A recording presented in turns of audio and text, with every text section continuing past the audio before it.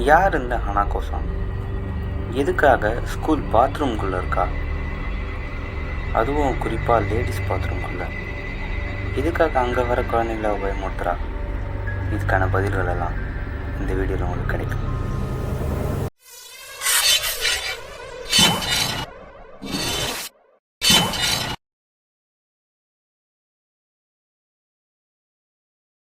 ஹனாகோ-சான்ங்கிறது ஜாப்பனீஸில் follow பண்ணுற ஒரு myth, ஒரு ஹர்பன் லெஜண்ட்னு சொல்லலாம்.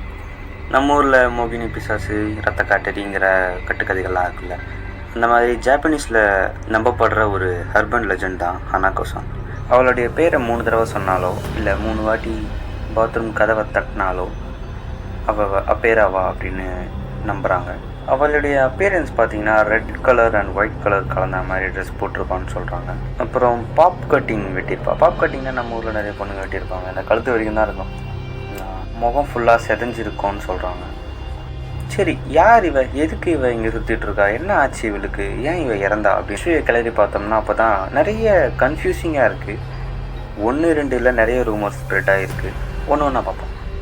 அவள் உயிரோடு இருக்கும்போது ரொம்ப அழகாக இருப்பாள். அவளுடைய அழகு மேலே பொறாமப்பட்ட மற்ற பெண்கள் அவளை அப்யூஸ் பண்ணி முகத்தை செதைச்சி கொலை பண்ணியிருக்காங்க அப்படின்னு சில இடத்துல படித்தேன்.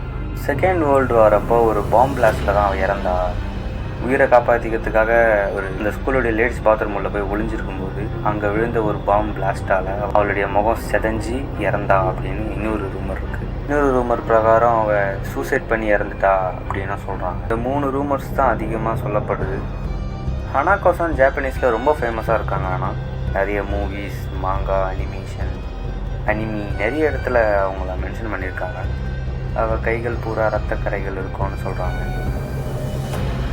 இதை மேக்ஸிமம் ஸ்கூல்ஸில் குழந்தைகளை பயமுறுத்தி வைக்கிறதுக்காக ஒரு கதையாக தான் சொல்கிறாங்க. ஆனால் நிறைய பேர் இது உண்மையிலே நடந்திருக்குன்னு நம்புகிறாங்க.